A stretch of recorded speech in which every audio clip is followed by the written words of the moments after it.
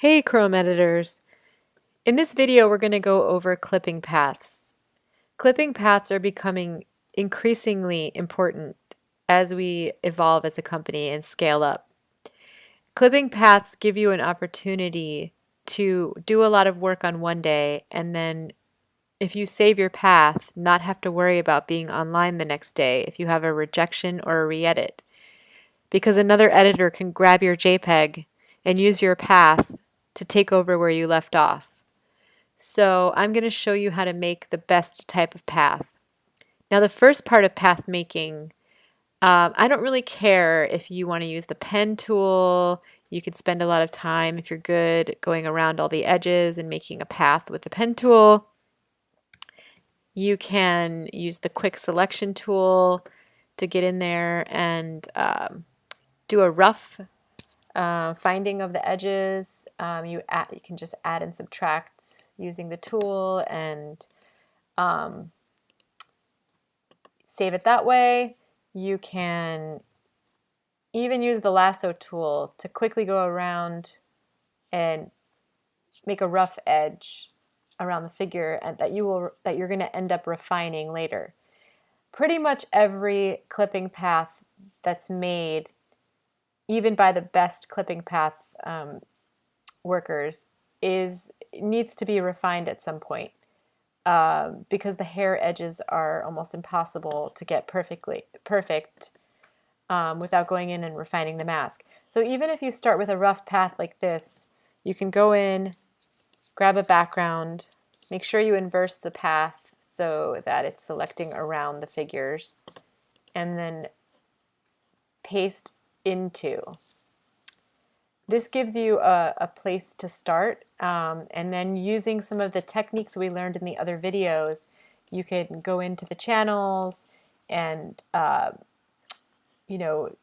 separate the black and the white in order to do the hair edges. And I'm rushing through this part because I already have other videos where you learn the techniques to make the path perfect. Once you get a mask that is perfect, and I did one earlier, so I'm going to just drop it in on this layer here. You can see that I spent some time working on the path. It's not quite, I shouldn't be calling it a path because it's actually just the mask layer. I worked on the edges in the mask layer and got them perfect. And as you can see, the hair edges look really good, and the edges are done. So I'm ready to save this as a JPEG and upload it to the system, but I want to make sure that I save the path, and the path that includes the hair edges. So if I take this mask over here, I hit Command, and then I click on it, you can see that it makes a selection around the edges. Now this selection includes all the feathering that I did around the hair and everything. And I want to make sure that I save that. So I can, grabbing the lasso tool, if I hover over the selected area and hit Control-click, make work path. Its default setting is 0.5 pixels, that's fine. Hit OK. And then come over here to paths, and you'll see I had an old path there from before. This is the path I just created. By default, it saves it as work path. But if I save this file as is, it will not save this path. You have to go into the path settings and hit Save Path.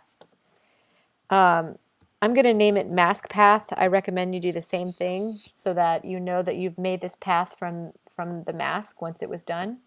Hit OK. And now, if I save this JPEG, this path will be there. So this is great because on a flattened image, if the customer says, I want to try a different background, and you're not available, another artist can grab this JPEG, come into it, click the path, and grab another image and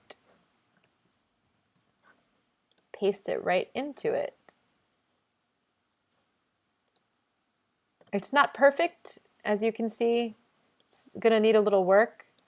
But when you paste into, you have a mask that you can work with, and from there you can do the little bit of refining that you need to get it perfect. But you're pretty much, I mean, it's definitely going to make life easier. So yeah, thanks for watching, and definitely save your mask paths.